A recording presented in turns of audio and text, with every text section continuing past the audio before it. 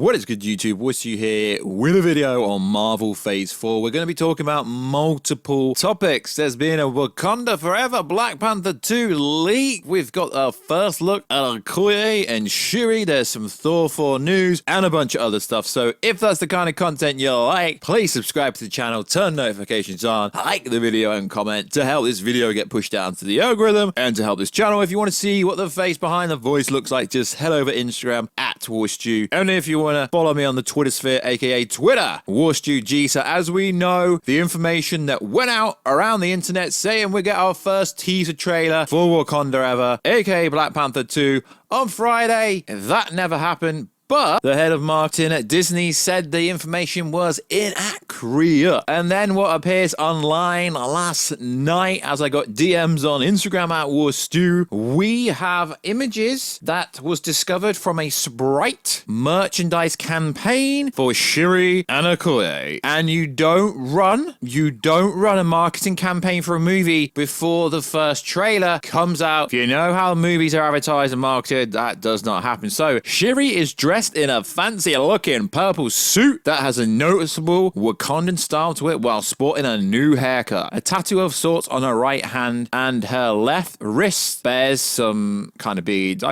Sorry guys, I'm not an expert in Wakandian dress code, or I've got no idea what the beads are, but it's also pretty similar but very different. Sprite Zero, so much better for you. Aspartame is not bad for you guys. Sugar-free drinks are perfectly fine. They're a better alternative to full fat. Okay, there's your get shredded diet tip in this video. So Okoye looks pretty much the same as she's always been, but she has the same bead on what looks like her right wrist, which is interesting. What is this gonna have to do with the movie? We don't know, but there is an image of Black Panther Shuri and Wakanda Forever Shuri, and sporting this new hairstyle, and obviously she's a few years older. She does look very different with this purple outfit on, so that kind of tells us that the trailer for Wakanda Forever could be coming in the next couple of days. There are some rumors going around saying it would happen to be on Monday, but the Disney marketing dude, I don't actually know his name because I don't follow anyone, so how would I know his name? The tweets are out there, inaccurate. He debunked it and it was true, but he said inaccurate. He didn't say the whole thing was actually wrong, so we could be getting our trailer very soon. Let's hope we do, because we are very, very much anticipated for this movie. Who is going to be the next Black Panther? Are they going to recast him? I personally think they should recast him and not turn someone else into Black Panther, because Black Panther is a mantle and T'Challa needs to be Black Panther. We get it. Shuri was Black Panther in the comics, but it is looking like, careful spoilers, I don't want to ruin your life, but why would knowing a Marvel spoiler ruin your life? It's part of pop culture now. You guys love the spoilers. I mean, you just gotta look at No Way Home and Multiverse of Madness. We all know you love it. It's looking like M'Baku, played by Winston, is gonna be the next Black Panther. So also in the news, there has been some major drama. Okay, it's not actually major drama. It probably is major drama for the most of the internet. So we have found out that the world premiere for Thor: Love and Thunder is coming up very, very soon. They are dropping loads of other trailers and specifically TV spot, which tells us one thing: we're probably not gonna get another trailer. But what's interesting is the review embargo, not the social media embargo, the review embargo. The world premiere for this movie is very soon, but the review embargo, which means, reviewers, people get access to movies early, it's coming out the 5th of July. The 5th of July, which is when it drops in some countries. As I said, it comes out like the 5th, 6th, 7th, 8th, depending on where you are in the world. Now, this is causing some people to be like, yo, this movie's gonna suck because the review embargo is so close to the movie's release. That doesn't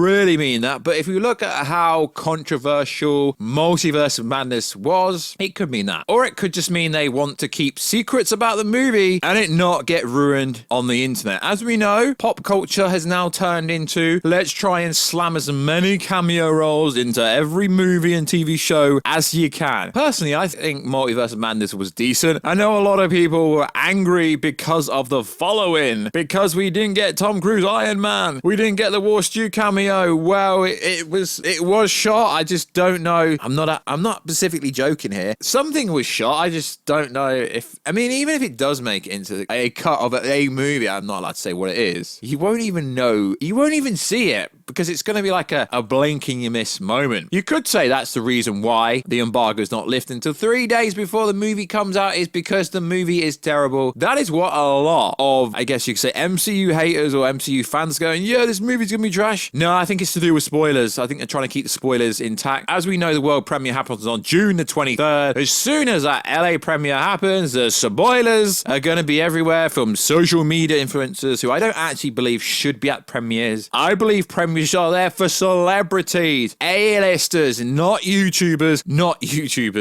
TikTokers, not Instagrammers. You're not famous. Cool. You're social media people. I only believe that these world premieres and premiere events should be for actual celebrities, not random people that jump on cameras and jump on mics and think they're celebrities. And I'm not actually having a dig at anyone. This is just my personal opinion. I mean, it's kind of a bit patronizing because I've been to premieres, but that's not the case. I mean, if you get invited to a premiere, you attend. Really, why spoilers and stuff get out? It's because YouTubers and stuff that go to events tell people and stuff like, oh my God, and stuff like this. And this is how stuff like this happens. And then maybe that is why the review embargo isn't lifted until July the 5th. Or maybe there is a really controversial moment that happens in this movie and it's a sick post-credit scene where we see Deadpool appear in the post-credit scene. Potentially. I don't know. Or maybe it's a spoilers case, but I don't really think it is, because if the world premiere is on June the 23rd, which is literally just over 10 days away as of time of recording this video, like I said, it will literally be everywhere. The full plot will be on Reddit as soon as it happens. So I always think when the review embargo lifts really close to the movie, there is a massive pinnacle part of the movie they don't want out there.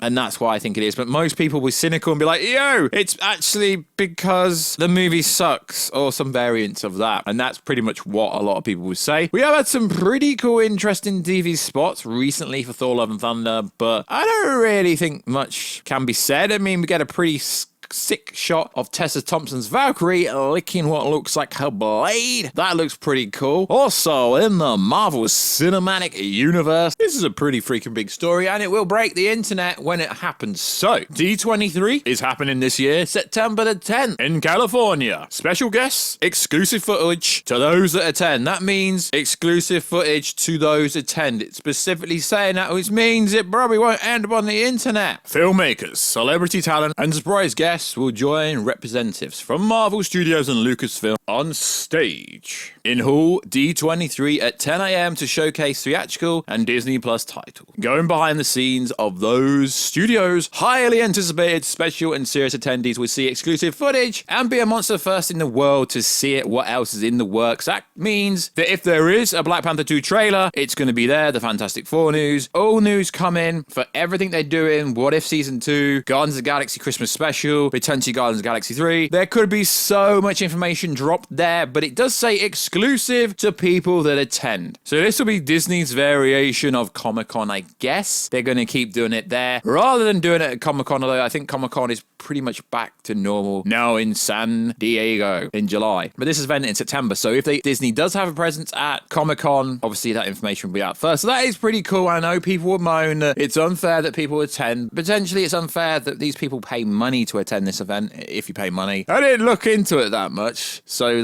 that's pretty cool. That's a really cool thing, and we're probably going to get some freaking cool reveals. But let's be honest, lads and ladettes, even if they do reveal a bunch of information, it's not really going to come to fruition for much time after the event anyway. So this is a little tidbit. Chris Evans reveals his major weight loss post Captain America. Yeah, that's because if he's not playing Captain America anymore, he doesn't need to be on PEDs, performance handling drugs. He doesn't need to be on the cycle, probably isn't training the same, doesn't need to be stacked, probably isn't eating as much food. I literally weight off. I shed like 15 pounds every time people see me. They're like, yo, you okay? You lost a bit of weight. I haven't hit the gym as hard. Okay, that's kind of normal. As if this is really a story. I thought I had it as a little tidbit. So, because he's not in Captain America's shape, that means that he's actually not currently training to be Captain America again. Now, I know recently we got some breaking news that everyone's taken out of context, and then you go to a Deadline article. Freaking Deadline. Of all the sources, you go to Deadline. Now, yes, I know Deadline. It's not an inside scooper website. It's a trade, a respectable trade if you like.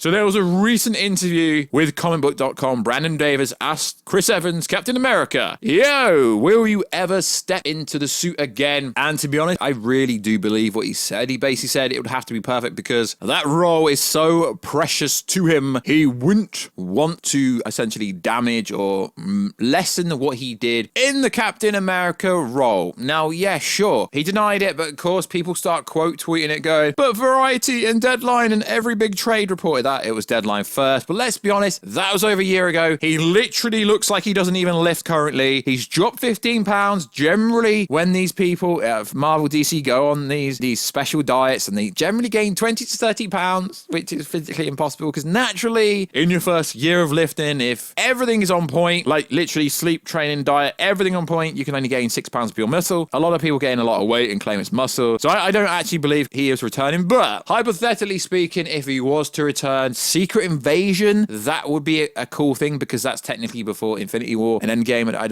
I've actually specifically not looked into what's going on with Secret Invasion. He could appear there, but let's be honest, that's probably not going to happen. Or Secret Wars, because that is a good few years off, and he said it would have to be something really special in order to make him suit up. And there's the little problem that he's old man Captain America, which realistically isn't a problem because it's all made up fantasy storytelling in the MCU, so they can make up a story where he comes back. So ultimately, Secret Invasion, maybe, most likely not, because they finished filming it already. They filmed it in Leeds, UK, were a part of it, as Emilia Clarke was there and co. But yeah, Secret Wars would make more sense. Like always, guys, let me know. Is the first trailer coming for Wakanda Forever very soon? Because we got the teaser campaign sprite images. I mean, it looks pretty cool. Also, Thor 4, is it going to be bad? Is that why the review embargo dropped so late? And what do you expect to happen at D23 in September? So like always, guys, check us out on Instagram at Warstu. Check us out on Twitter at WarstuG. And I will catch you in another video very soon. Catch ya later.